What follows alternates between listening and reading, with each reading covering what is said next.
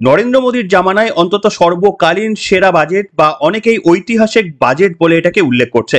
কিন্তু এই বাজেটটা ঠিক আপনাদের জন্য কতটা লাভের, কোন কোন দিকে জিনিসপত্রের দাম বাড়ানো হলো আর কি কি বিষয়ের দাম কমানো হলো, ডিফেন্স খাতেই বা কত দাম বাড়ানো হলো, আমাদের পড়শি যে দেশগুলো রয়ে গিয়েছে সেই দেশেই দাম বৃদ্ধি কেমন ভাবে হলো, বাংলাদেশের সঙ্গে এই মুহূর্তে যে উত্তেজনার পরিস্থিতি তৈরি হয়েছে, বাংলাদেশে ভারত কি সত্যি আরো বরাদ্দ বৃদ্ধি করলো নাকি বরাদ্দ হ্রাস করলো, এই তথ্যগুলো হয়তো আপনাদের জানাটা এই কারণেই প্রয়োজন যে আপনাদের করের টাকাগুলো ঠিক কোন কোন খাতে ব্যবহার করছে নরেন্দ্র মোদীর সরকার, সেই খাতগুলো আপনারা পছন্দ করছেন কিনা সেইটা কিন্তু আপনাদের বুঝতে হবে, আপনাদের জানতে হবে।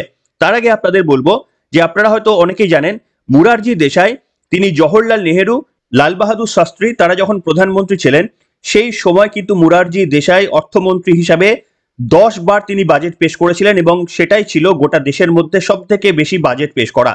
এরপরে ছিলেন পি চিদাম্বরম কেন্দ্রীয় অর্থমন্ত্রী হিসেবে, তিনিও 9 বার বাজেট পেশ করেছিলেন।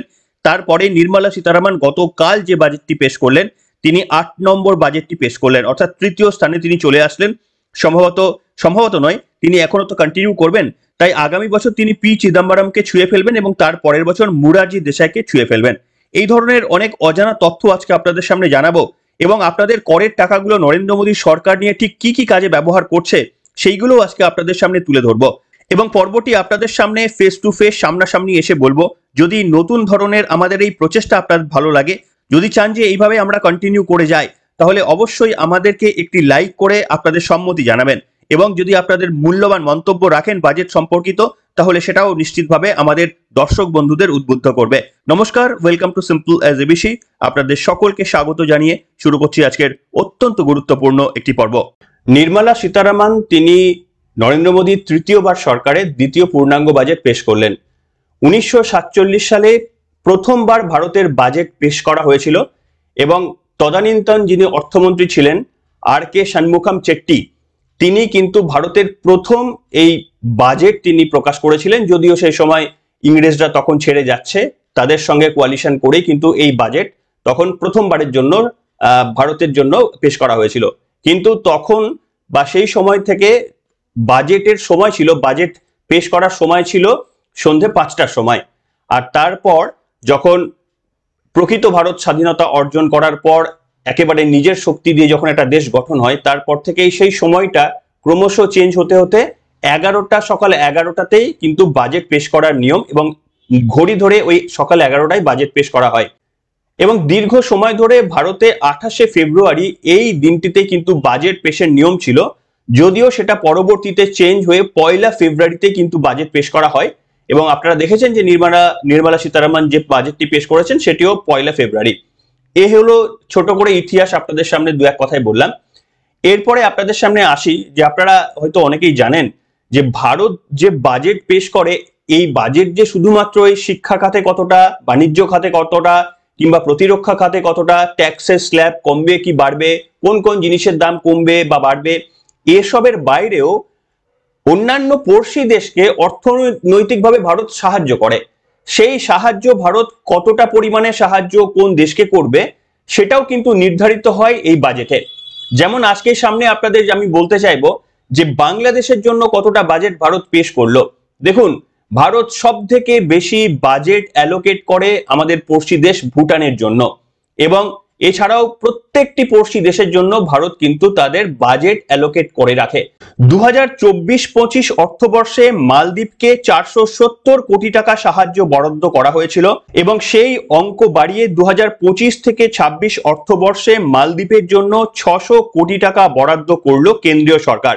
এটা হলো মালদ্বীপের জন্য এবং আপনারা জানেন যে মালদ্বীপের সঙ্গে ভারতের একটা টাসেল শুরু হয়ে গিয়েছিল এবং মালদ্বীপের যিনি প্রেসিডেন্ট মৈজু, তিনি অ্যাকচুয়ালি ভারত বিরোধিতা করে এবং চীনের পক্ষে দাঁড়িয়ে তিনি ক্ষমতায় নির্বাচনে জিতেছিলেন এবং তারপরে নরেন্দ্র মোদী যখন লাক্ষাদ্বীপে ভিজিট করেছিলেন, মৈজুর যে মন্ত্রী সভা রয়েছে তাদের 3জন মন্ত্রী খুব ব্যক্তিগত স্তরে এবং খুব বাজে মন্তব্য করেছিলেন। তার ফলেই কিন্তু ভারতের সঙ্গে একটা সম্পর্কের একটা আড়াআড়ি ভাবে বিভাজন হয়ে যায় এবং তারপরে ভারতের যে সমস্ত ভারতীয়রা রয়েছে তাদের মধ্যে দেশাত্মবোধ জাগ্রত হয়ে যায়। তারা প্রত্যেকেই বলেন যে আমরা মালদ্বীপ যাব না, আমরা তার বদলে ডেস্টিনেশন লাক্ষাদ্বীপে করব। এরপর থেকেই একটা প্রবল অর্থনৈতিক চাপের মধ্যে পড়ে মালদ্বীপ এবং তারপরে কার্যত তারা কিছুটা সুর নরম করতে বাধ্য হয়। আপনারা এটাও দেখেছেন যে নরেন্দ্র মোদীর মন্ত্রিসভায় যখন তৃতীয়বারের জন্য শপথ গ্রহণ করেছিলেন তখন মৈত্রী তিনি ভারতে ভ্রমণ করেছিলেন। এহেন মৈত্রী, এহেন মালদ্বীপ ভারতের জন্য অত্যন্ত গুরুত্বপূর্ণ একটা প্রতিবেশী রাষ্ট্র, তাদেরকে পাশে দাঁড়াতে এবং তাদের উন্নয়নের খাতে ভারত, আগে যেটা ছিল 470 কোটি, এখন 600 কোটি ডলার ভারত সাহায্য করবে, এই বাজেটে কিন্তু অ্যানাউন্স করা হয়েছে। এরপরে আসি আপনাদের সামনে সব থেকে গুরুত্বপূর্ণ যে বিষয়টি আপনারা শোনার জন্য আগ্রহ প্রকাশ করে রয়েছেন, সেটা হচ্ছে বাংলাদেশ। বাংলাদেশ এই যে এত হুমকি দিচ্ছে, বাংলাদেশে তীব্র ভারত বিরোধিতা, সেটা যে শুধুমাত্র সেখানকার সাধারণ মানুষরা করছে এমনটা মোটেই নয়। বাংলাদেশের প্রত্যেকটি নেতা, এমনকি যারা এই মুহূর্তে মোহাম্মদ ইউনূসের উপদেষ্টা মণ্ডলীর মধ্যে যারা রয়েছেন, তারা পর্যন্ত ভারত বিদ্বেষী মনোভাব প্রকাশ্যে বলছেন, সাংবাদিক সম্মেলনে বলছেন। তাহলে এরপরে খুব একটা ইন্টারেস্টিং বিষয় ছিল যে এই মুহূর্তে নরেন্দ্র মোদী সরকার তারা কি পদক্ষেপ নেয়, বাংলাদেশের জন্য বরাদ্দ কমায়, বাড়ায়, নাকি বন্ধ করে দেয়। কিন্তু এখানে দেখা যাচ্ছে যে বাংলাদেশের ওপর বরাদ্দ একই রেখে দিয়েছে কিন্তু নরেন্দ্র মোদী সরকার। 2024-25 অর্থবর্ষে বাংলাদেশের জন্য 120 কোটি টাকার অর্থ বরাদ্দ করেছিল ভারত, এবং সেই অ্যামাউন্টটা অপরিবর্তিত এই মুহূর্তে বাজেটে রেখে দিয়েছে। এটা একটা কূটনৈতিক চাল, এই মেসেজটা দেওয়া যে কোনো রকমের এক্সট্রা কিছু না, কিন্তু হ্যাঁ আমরা আপনাদের শত্রু হয়ে যায়নি, এই মেসেজটা দেওয়ার। তাই ভারত কিন্তু ওই 100 কোটি টাকার অনুদান বাজেটে যেটা আগের বারও ছিল 2024-25, সেইটাই কিন্তু রেখে দেওয়া হয়েছে। এটা গেল বাংলাদেশ। আপনাদের এবার জানাবো, যেমনটা প্রথমেই বললাম যে ভুটানের ক্ষেত্রে সব থেকে বেশি বাজেট বরাদ্দ অ্যালোকেট ভারত করে থাকে। আপনারা শুনলে হয়তো অবাক হয়ে যাবেন যে 2025-26 অর্থবর্ষে সব থেকে বেশি 2150 কোটি টাকার সাহায্য প্রস্তাব করা হয়েছে এই বাজেটে, এবং 2024-25 অর্থবর্ষে এর পরিমাণ ছিল 2543 কোটি টাকা। এছাড়াও নেপালের বরাদ্দ একই রয়েছে, এবং শ্রীলঙ্কা, আমাদের পড়শি দেশ যে শ্রীলঙ্কা, 300 কোটি টাকা তাদের গত বছরে দেওয়া হয়েছিল, এবারে তাদের সাহায্য বৃদ্ধি করে 500 কোটি টাকা করা হয়েছে। অর্থাৎ প্রতিবেশী দেশগুলোকে একটা আর্থিক সহায়তার জন্য ভারত যে তাদের পাশে রয়েছে, একটা বড় দাদার মতো নিজের কর্তব্য ভারত যে পালন করছে, সেটাই কিন্তু এখানে দেখানো। এবং এরপরেও কিছু তথ্য আপনাদের সামনে দেব এই বাজেটে আমরা অ্যাকচুয়ালি কি কি পেলাম। দেখুন, আপনাদের প্রথমে যেটা আমি গত দিনের পর্বেও বলেছিলাম, সব থেকে বড় যে জিনিসটি আমরা পেয়েছি সেটা হচ্ছে 12 লক্ষ টাকা পর্যন্ত আয়কর ছাড়। কিভাবে, কেন, কারা পাবেন আমি বিশ্লেষণ করেছি, যে শুধু 12 লক্ষ নয়, স্ট্যান্ডার্ড ডিডাকশন ধরলে সেটা 12,75,000 টাকা। এমনকি সিনিয়র সিটিজেন যারা 60 অ্যাবাভ, তাদের জন্য তারা এতদিন পর্যন্ত 50,000 টাকা পর্যন্ত, তারা 50,000 টাকার একটা স্ট্যান্ডার্ড ডিডাকশন পেতেন, সেটা বাড়িয়ে 1 লাখ টাকা করা হয়েছে।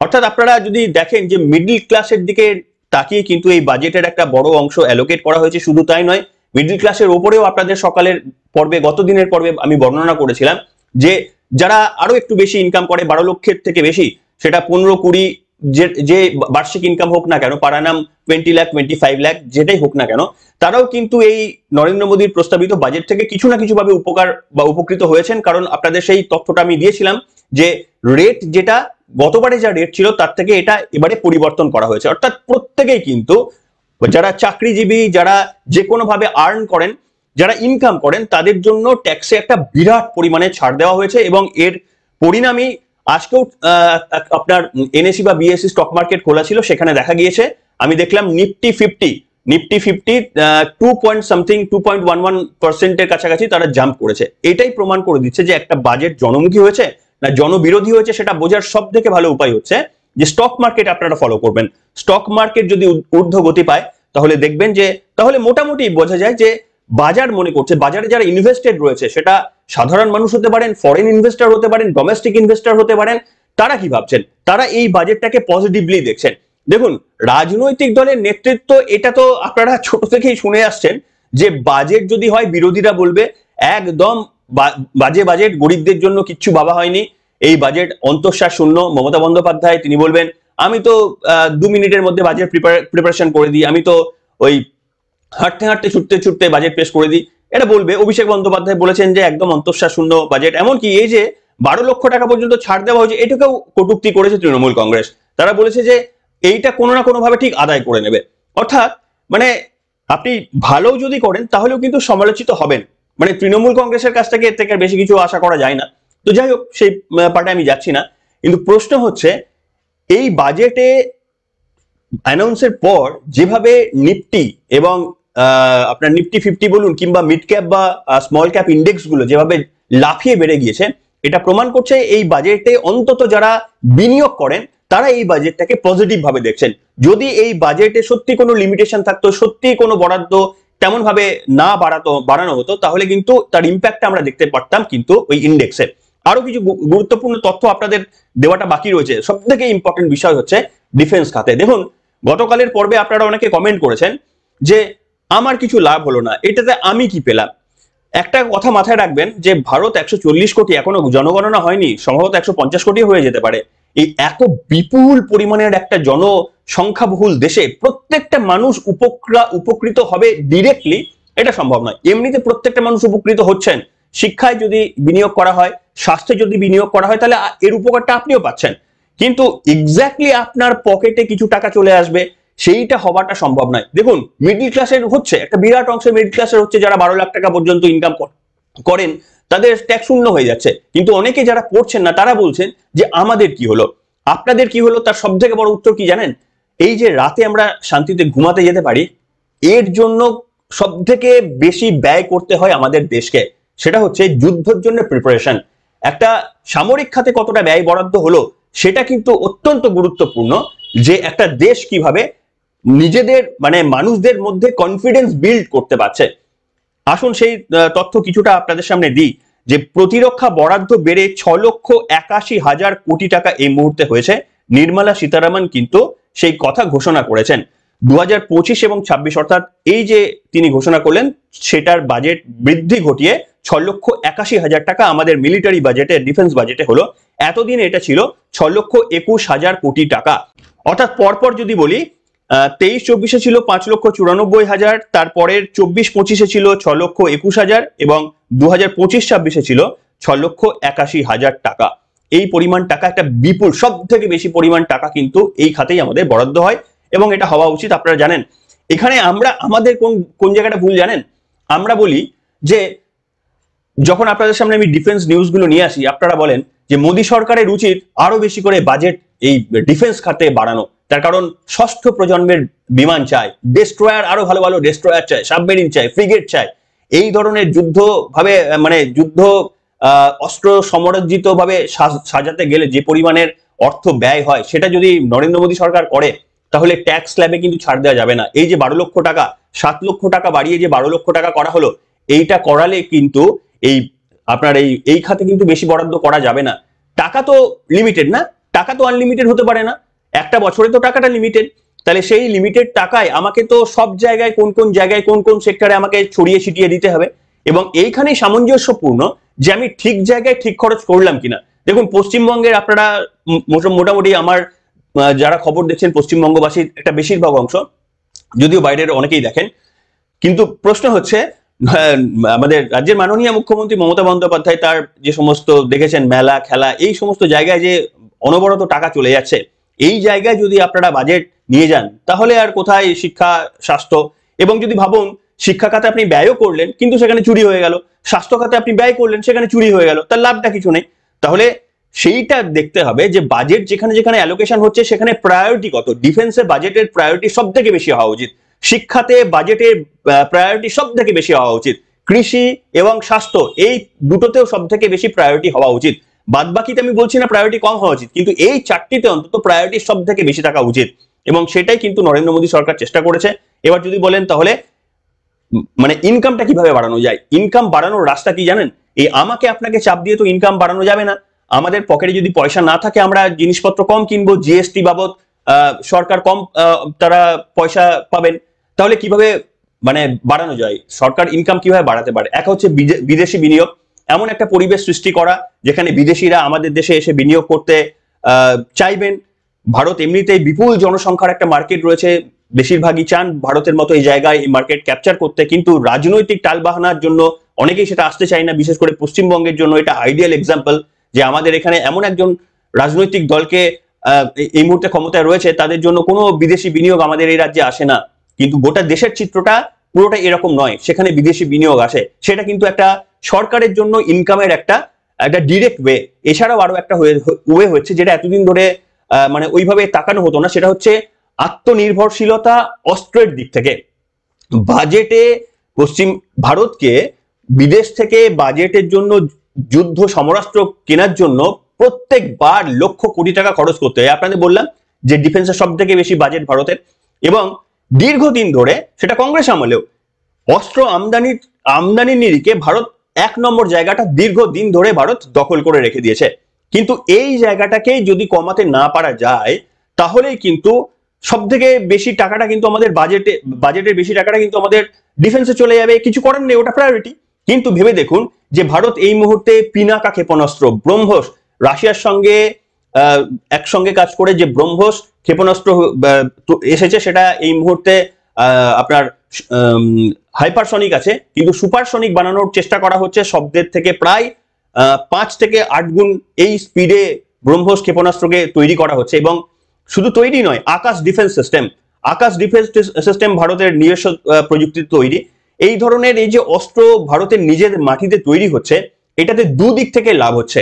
এক, যে এই সমস্ত অস্ত্র কেনার জন্য আমাদের আমেরিকা বা রাশিয়ার উপর ভরসা করতে হচ্ছে না, আমাদের বেশ কিছু টাকা বাঁচছে।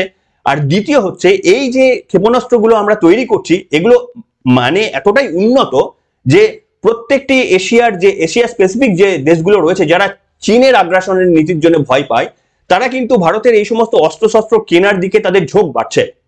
কেন? আপনাদের বিভিন্ন ক্ষেত্রে আমি ব্যাখ্যা করেছিলাম যে ভারতের তৈরি অস্ত্রশস্ত্র সেগুলো কিন্তু তুলনায় রাশিয়া বলুন, আমেরিকা বলুন, তুরস্ক, চীন, এদের থেকে কিন্তু দামে কম এবং কোয়ালিটি এক্সেলেন্ট।